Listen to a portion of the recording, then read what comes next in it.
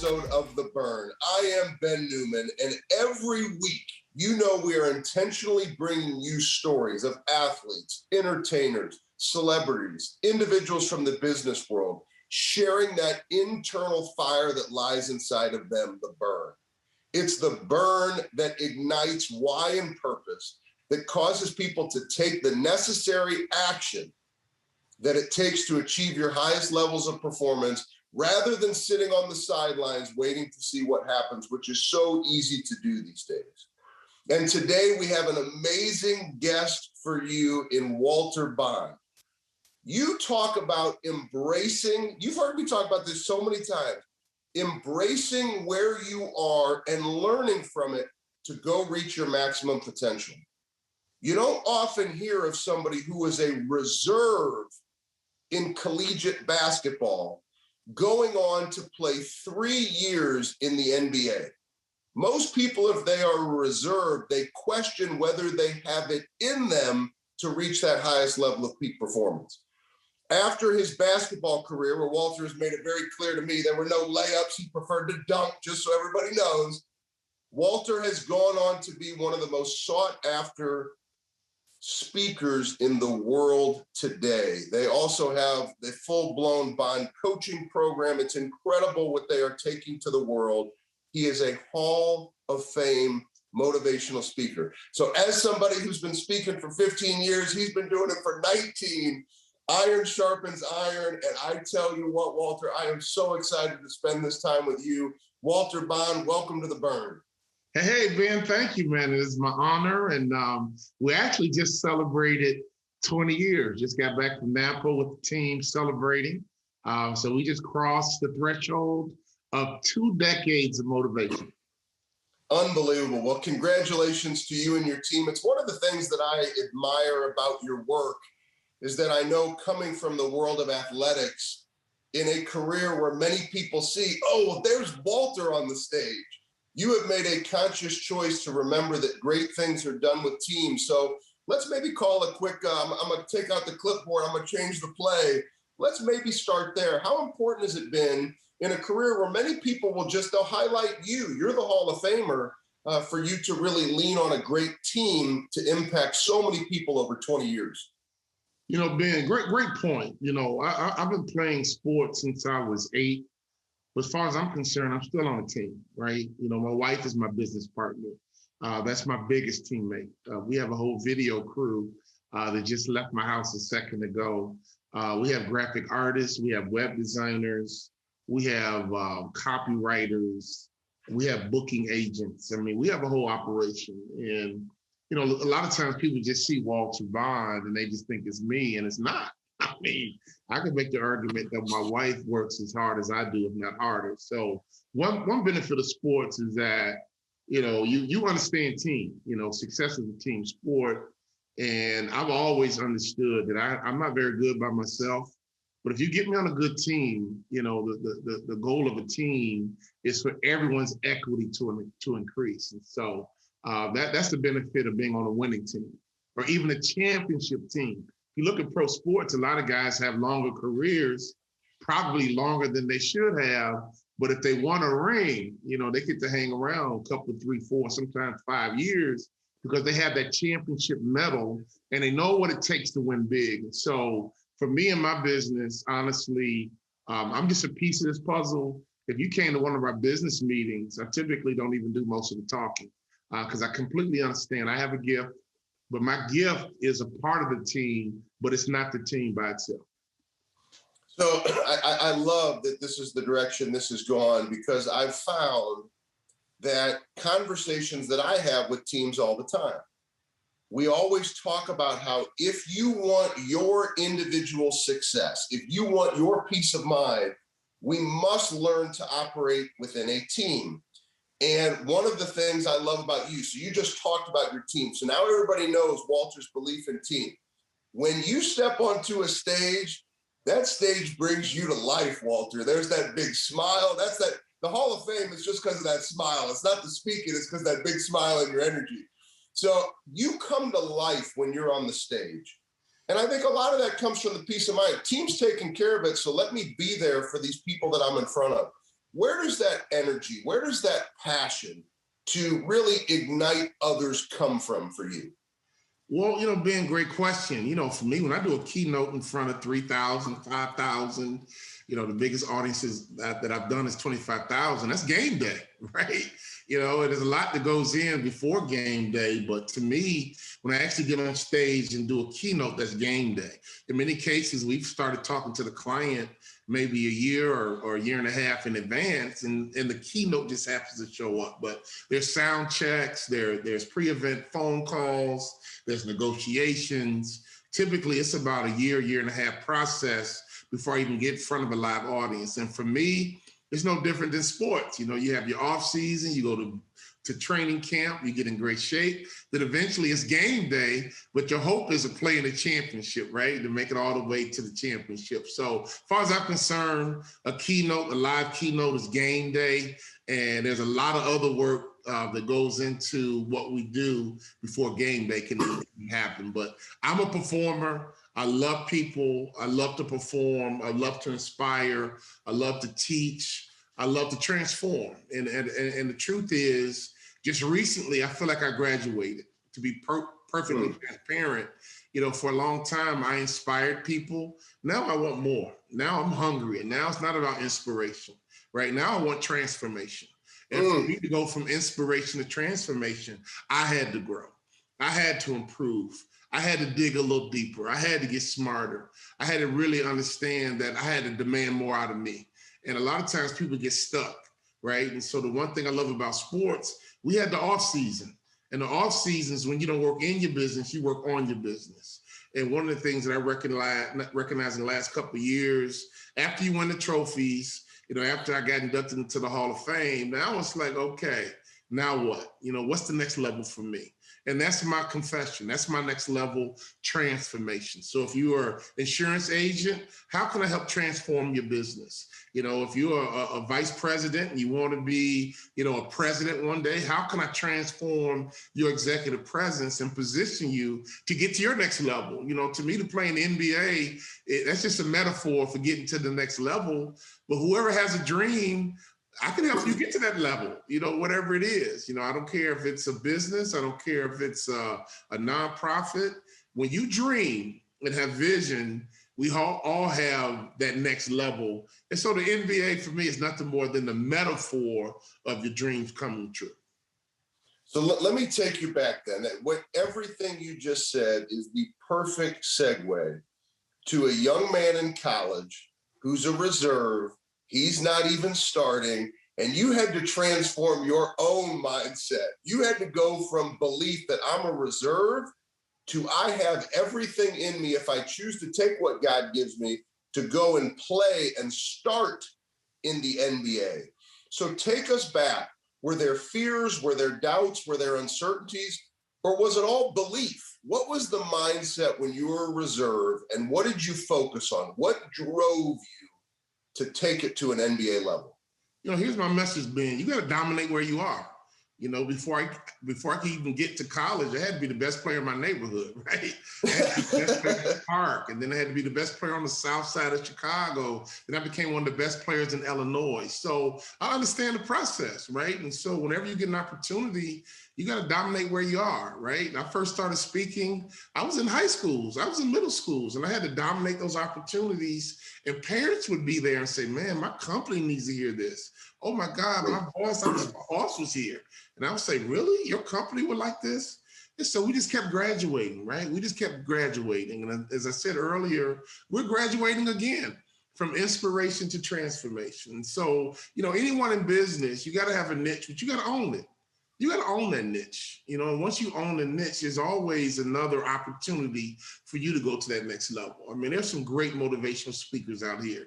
Tony Robbins, Zig Ziglar. There's Hall of Fame motivational speakers that are bigger than life. And that's what we shoot for now. That's what we're thinking about. Les Brown called me recently and told me I'm doing a great job. That's like Michael Jordan calling you, right? And it was incredibly validating, and it really touched my heart that he took his time to validate me and said, Walter, you're doing a great job. Keep it up.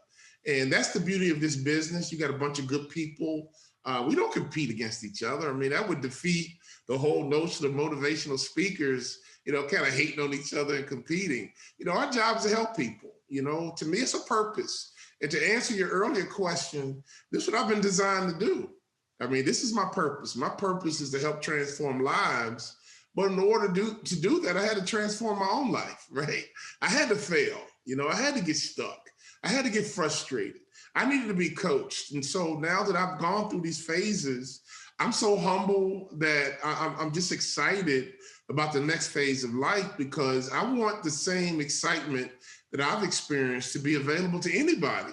And the truth is, I'm an average guy, right? But I just have had great coaching. And probably the one thing that I could get complimented on is just being coachable.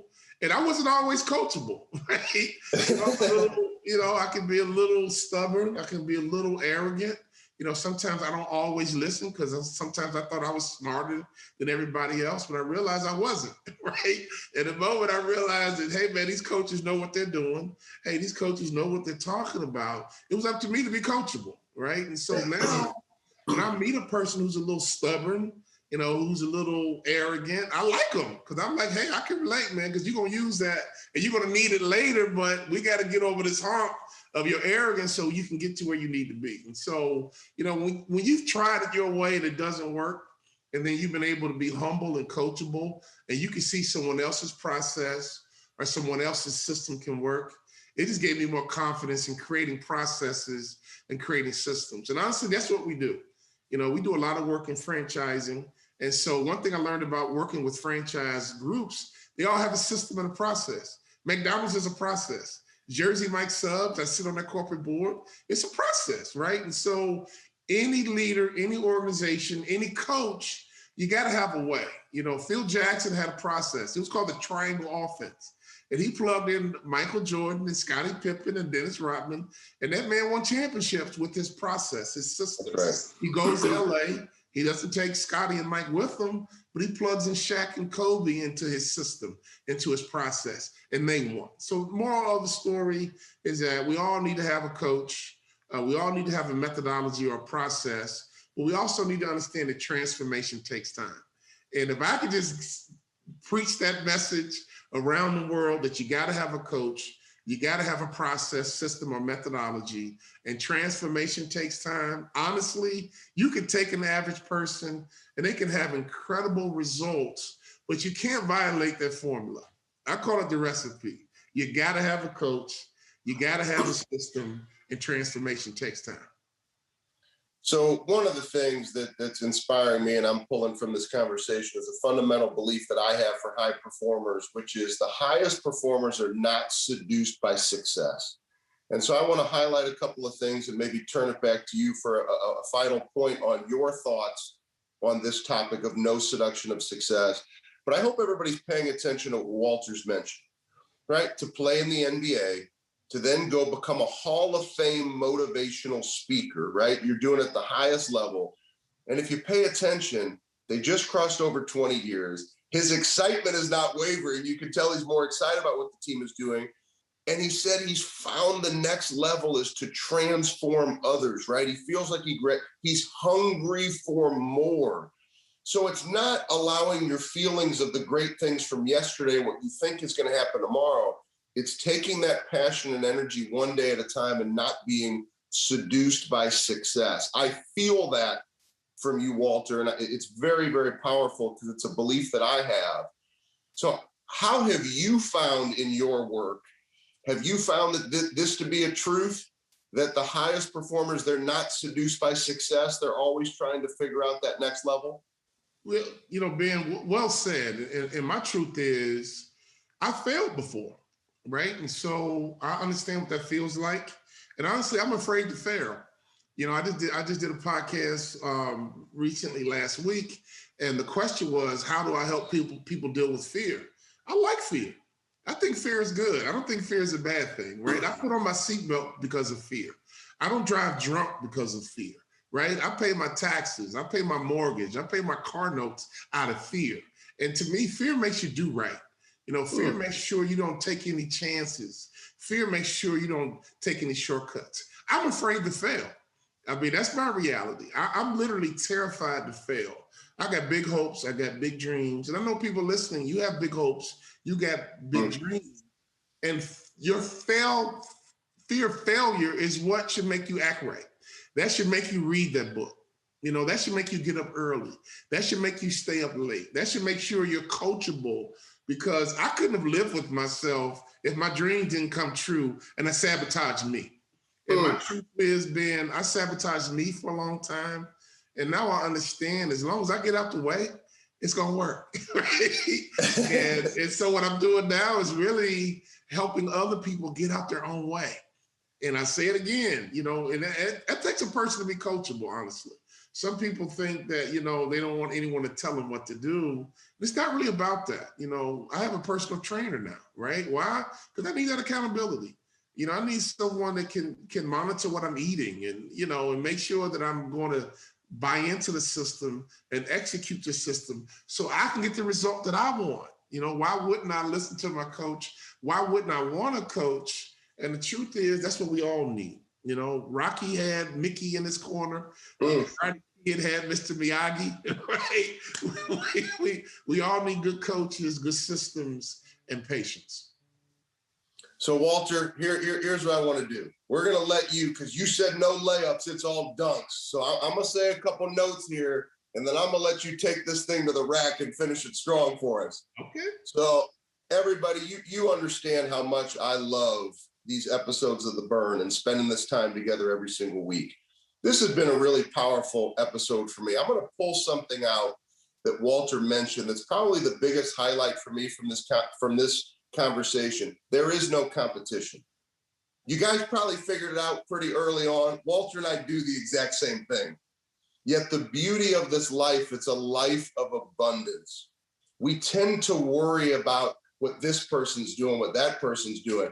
I hope that Walter has the best and busiest 20th year and then an even better 21st year. It's like I tell my mentor, John Gordon, it's the Hall of Famers like you, Walter, that give me perspective, that there's more that I can do so that I stay connected to my burn and I don't stop fighting. So I'm so appreciative of the example that you set for individuals like me who are 15 years in. So I hope that 5-year gap you have this year, take it even further, make it a 10-year gap, even though it's only a 5-year gap, because that's what it's all about. It's how we can all come together to do great things. So for each and every single one of you, share this episode with somebody that needs to hear Walter's message, that needs to hear the message that when you get to the top, when you get to the Hall of Fame, don't stop, stay connected to your burn and keep driving for success. Walter, you're the Hall of Famer, so I'm going to let you finish this episode of The Burn. I'm going to turn it over to you. I'm giving you the assist to take this thing hard to the rack. I'd love for you to just share the final lesson for that individual who you mentioned using fear as a strength, but they're having trouble getting out of their own way. They're having trouble, even though they've listened to 100+ episodes of The Burn, they're having trouble finding that deep-rooted passion. Walter, give them those words of encouragement so that they can take it to the rack and finish strong in their lives. Thank you so much for being here with us. And I can't finish this one. This is for you to finish. Well, Ben, let's call it alley-oop, and I'll just dunk it for you. The truth is, the day you were born, you know, I'm not talking to Ben right now. I'm talking to you. The day you were born, the day the doctor smacked you on the butt, it was now your job to reach your potential. And you have people there feeding you. You have people there clothing you. You have people changing your diaper. You have people teaching you how to walk, and eventually you begin to run. And so that's the metaphor for life, right? It is your job to reach your potential, which means you have to create the right environment, the right support network. You have to have the right people around you so that you reach your potential. And so my biggest question is, are you still dreaming? Right? Do you still have that same dream you had when you were 10, 11, 12, 13 years old? Or did you get realistic? You know, I hear parents sometimes tell their kids, don't get your hopes up. You know, I don't want my kid to get their hopes up. Man, that's all we got is hope, right? That's what I live by, hope. And so I want you to keep dreaming. I want you to keep hoping. I want you to keep wishing, but I want you to understand it is your job to reach your potential. And I want you to make sure you got to do whatever is necessary See, sometimes you want something bad, but you're not willing to do what is necessary to get it. I wanted the NBA bad, right? And I got in my own way. Now listen to coaches, and I was willing to do what was necessary to make sure that I reached my potential in basketball. And so when I got into business, it was the same formula.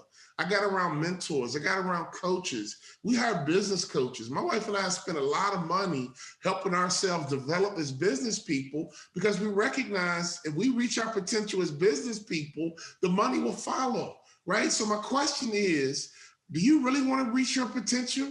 And if you really want to reach your potential, are you willing to do what is necessary? Right? When's the last time you've been to a bookstore? Do you have a business coach? Are you coachable? Are you going for your dreams? I can go on and on and on, but here's the truth. I know I sabotaged me for a long time, and I'm done. I am out of the sabotage business. I am no longer going to cripple me. And so what I want to do right now is to come to be your life jacket, right? I want to be your life preserver to understand that you got to stop sabotaging you. And the way you do that is by stopping dreaming and hoping and not having a coach or someone that's going to mentor you and help guide your journey so that you can reach your potential. Michael Jordan would not be Michael Jordan without Phil Jackson. The truth is, great players have great coaches. You'll almost never see a great player who did not have a great coach. It goes hand in hand. Mom and dad were your first coaches. You might say, well, Walter, they don't sound like your parents. Here's the truth. You either learn what to do or what not to do, but either way, you learned.